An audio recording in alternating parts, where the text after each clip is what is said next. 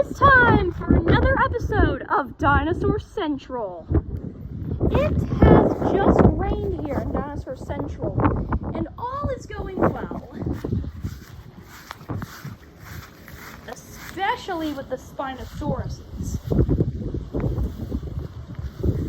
And as you may remember from the last episode, Abyss finally killed Razor, the elderly Spinosaurus leader. Well, he wasn't the leader anymore. He was just supervising. But Aqua has not been doing well under Abyss's rule. She's been ordering around like a servant.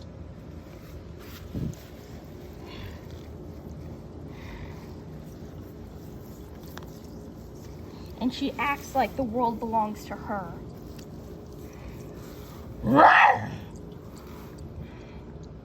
And now she's ordering him to go get some prey for her.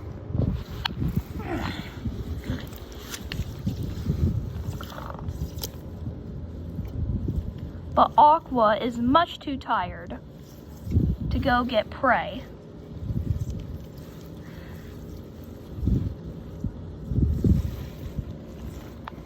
But he does not want to make his leader angry, so he goes.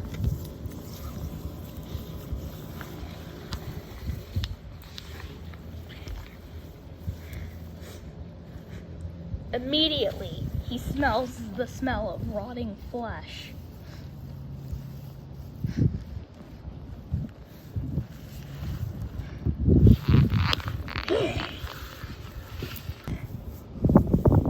He does indeed smell the rotting carcass of Fury, the Allosaurus.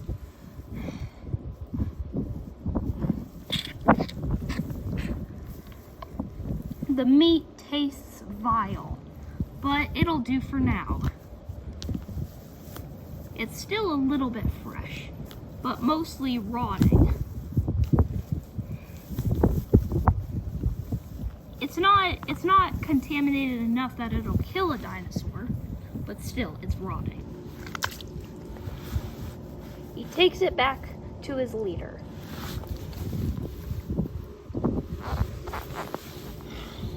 And Abyss smells it to inspect it.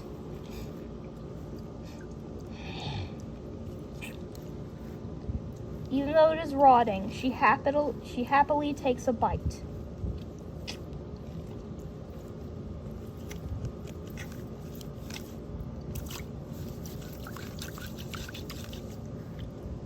She starts shaking it around.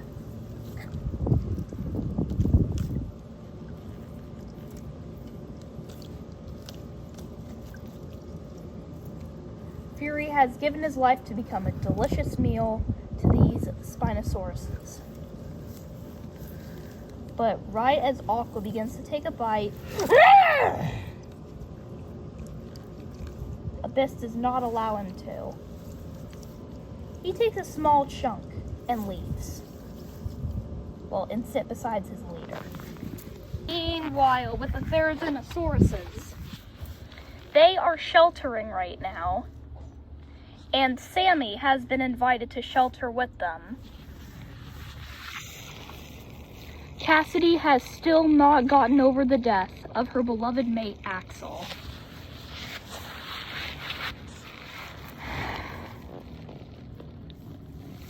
And she is not ready for another loss in her family.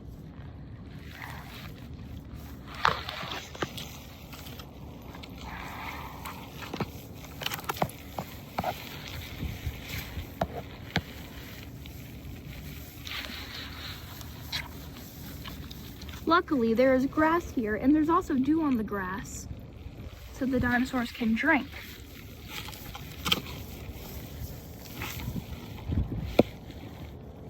It has just rained, so the air has gotten much colder, but a little bit more humid. The dinosaurs might survive the cold season after all.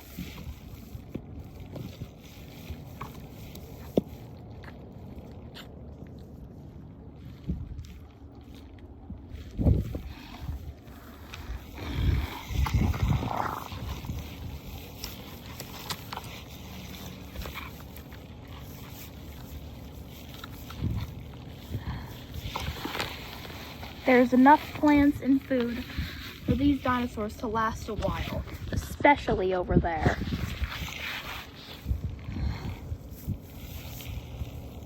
The plains of Dinosaur Central are a lot more barren, but they had to leave. They had to leave the old territory, for there was an earthquake that split the ground in two, and most dinosaurs would have died.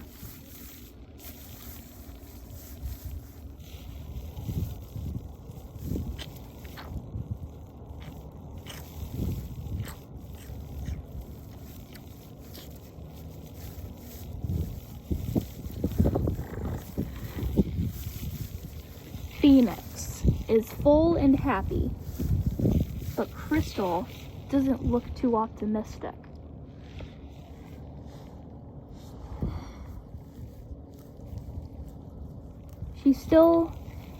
She has had loss in her life too. She has also not gotten over the death of her father. And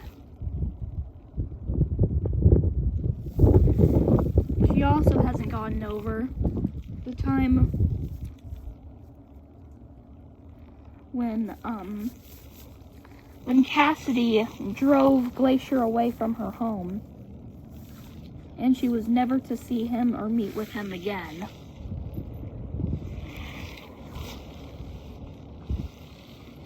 As much as she still loves him, she knows that they can never be mates, because carnivores and herbivores don't mix. As the sun begins to come out, the Brachiosaurus family, well, Bertha is taking her baby, Emerald, for a stroll.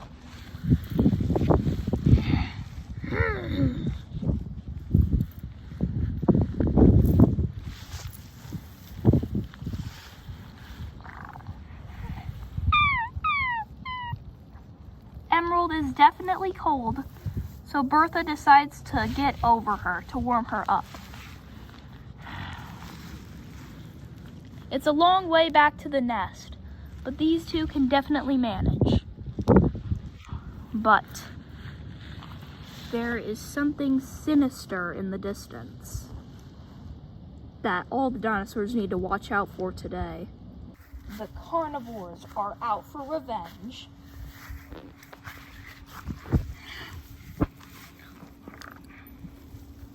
Every time they go hunting, Glacier takes a look back at his former mate.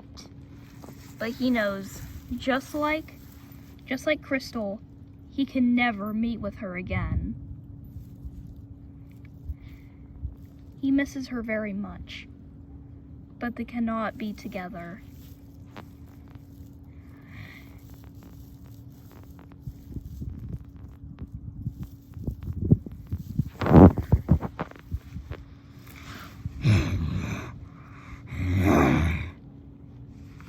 Blizzard is giving orders to his partner, Shanty, who is his best friend. Shanty is his best friend and his favorite pack member.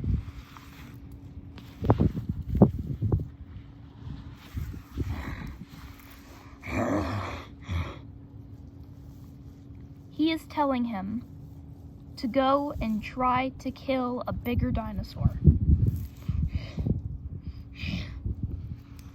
And immediately, he knows the perfect dinosaur, and it's the one that Glacier keeps looking at.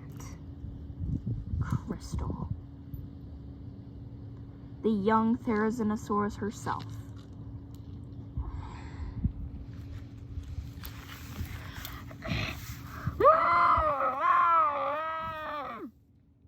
He tells his pack members who he's going to kill. And Blizzard accepts it.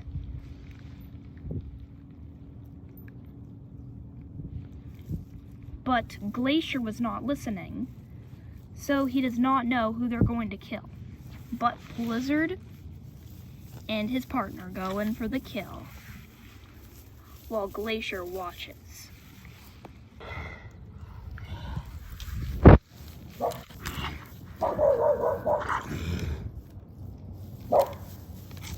The two are setting up their hunting arrangements. Sorry about that, my camera keeps doing weird things. But the two are setting up their hunting arrangements. And luckily, the Therizinosaurus family, all their backs are turned on them, so they cannot see them coming. They are not going to kill Cassidy,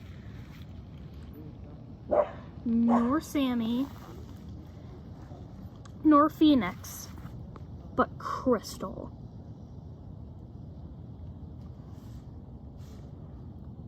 So Glacier can stop looking after her.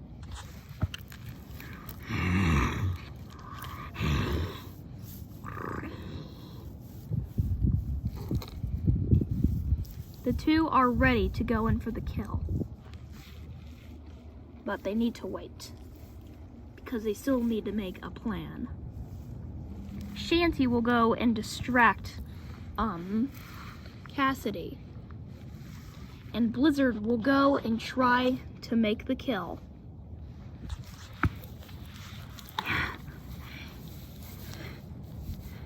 Shanty explains all of this, and they agree. Well, Blizzard agrees. So they both start standing on opposite sides. Then they wait for the perfect moment. And then they strike!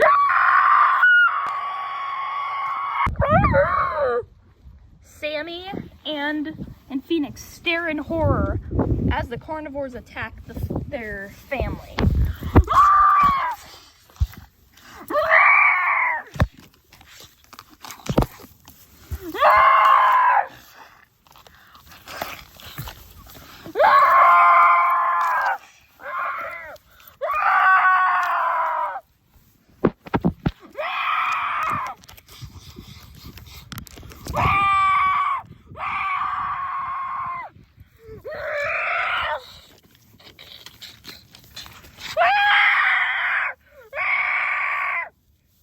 Crystal tries to escape, but Blizzard has a firm hold on her neck, and he latches on.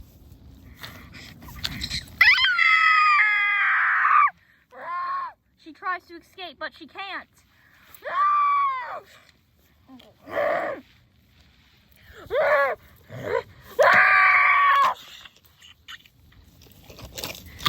Cassidy instantly notices that her daughter's in trouble, and she tries to get Blizzard off of her. But he has a firm hold on her neck. She sends the two flying.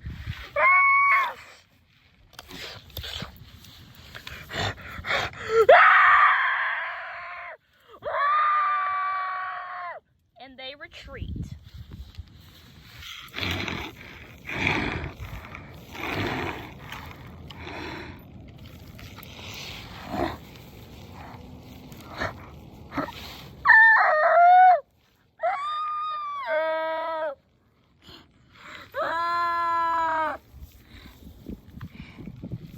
The two are making their distress noises. And Featherclaw knows that her daughter might be dead. So she goes to check on her. She's got a huge gash in her jugular, which could mean she's dead.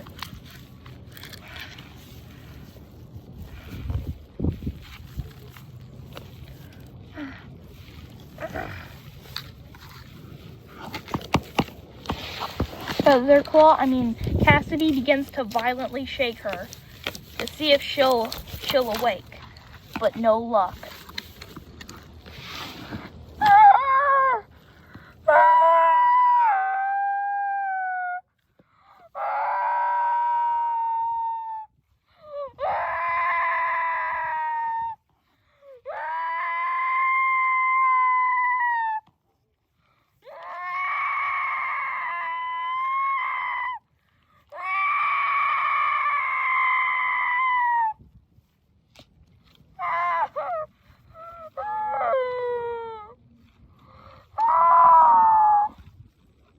daughter, Crystal, is dead.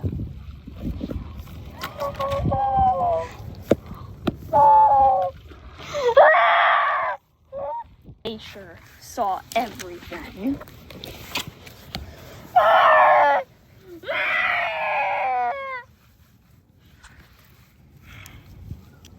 But this time, Cassidy does not send him off, but she lets him mourn.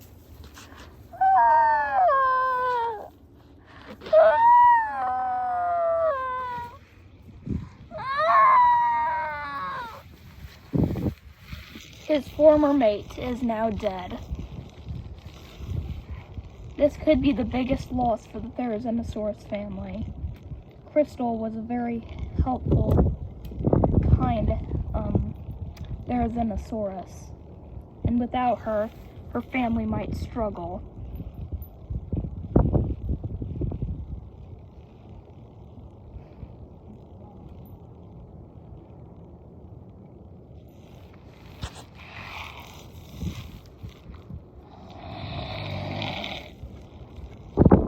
But Cassidy has different things on her, other than the loss of her daughter.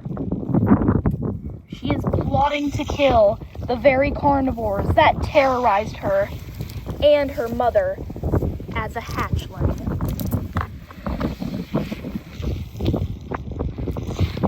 Well, those carnivores actually terrorized her for her whole life.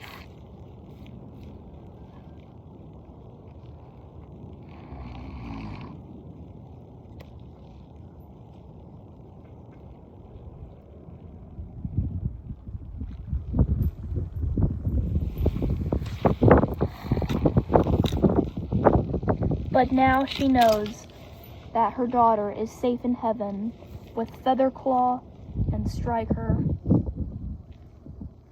and her aunt and uncle, who are Spike and Bella,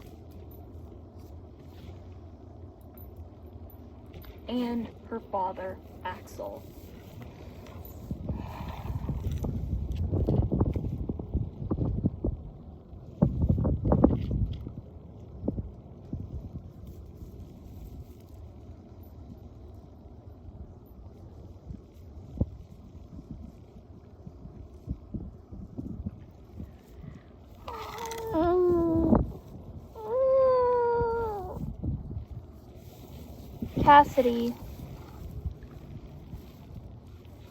Cassidy will probably never recover from this. The loss of her daughter has shattered her.